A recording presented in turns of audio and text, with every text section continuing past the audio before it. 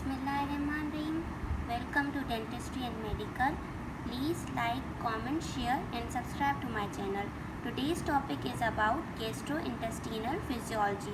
So let's start with the introduction of digestive system.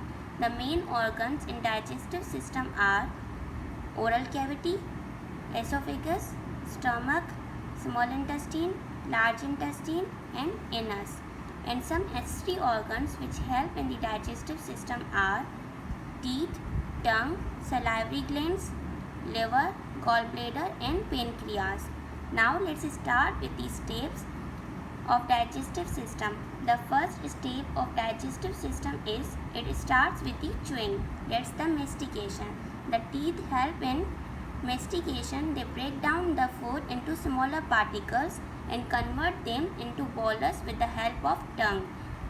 The saliva which is produced by the salivary glands, they contain alpha amylase for initial starch digestion and lingual lipase for initial triglyceride digestion. The saliva also mixes the food and lubricates the food. The next step is swallowing. During swallowing, the nasopharynx closes and at this time breathing is inhibited.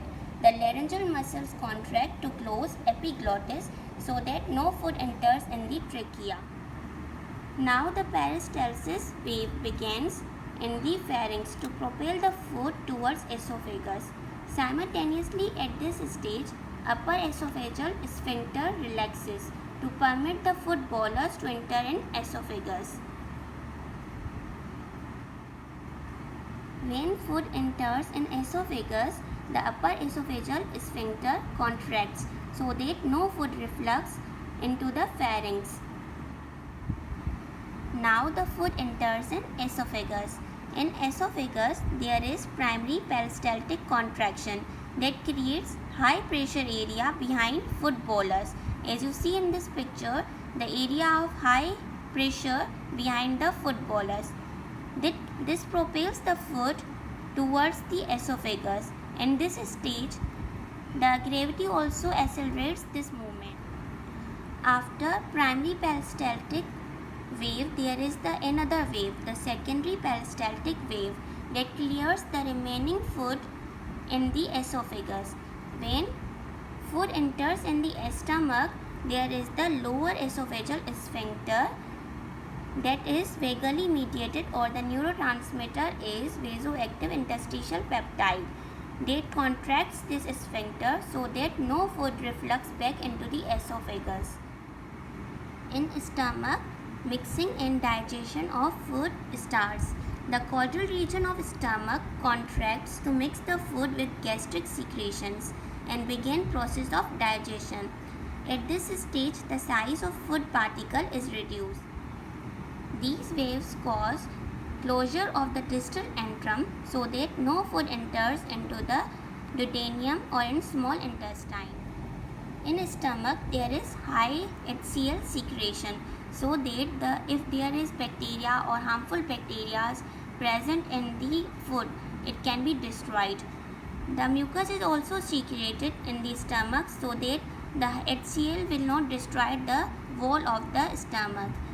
In stomach, there is pepsinogen which is converted into the pepsin for protein digestion, and also due to the mixing of the food present in the stomach, the lipids are break down into the droplets. After that, when mixing of the food occurs and the food is converted into the ionotonic solution, then the pyloric sphincter opens and it moves down into the duodenum portion of the small intestine. Now the food enters in small intestine. In duodenum portion, the bile acid secretions and pancreatic secretions enter through common bile duct.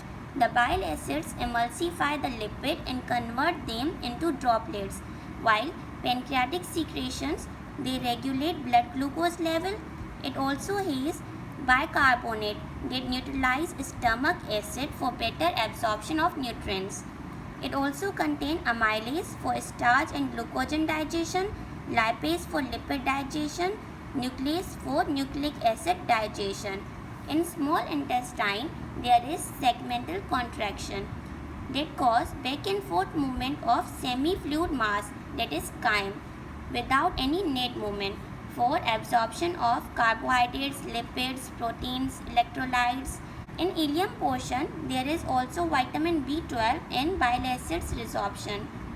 After this segmental contraction, there is peristaltic contraction that propels the chyme towards large intestine. Now the food enters in large intestine.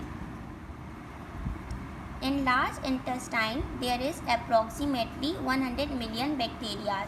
These are useful bacteria and helps in vitamin absorption and fiber decomposition. They also plays role in immune system. Large intestine also plays role in water, electrolyte and water absorption, and also stores and transport waste, while the waste is eliminated from the body through anal canal. This is the overview of the digestive system. Thank you for watching.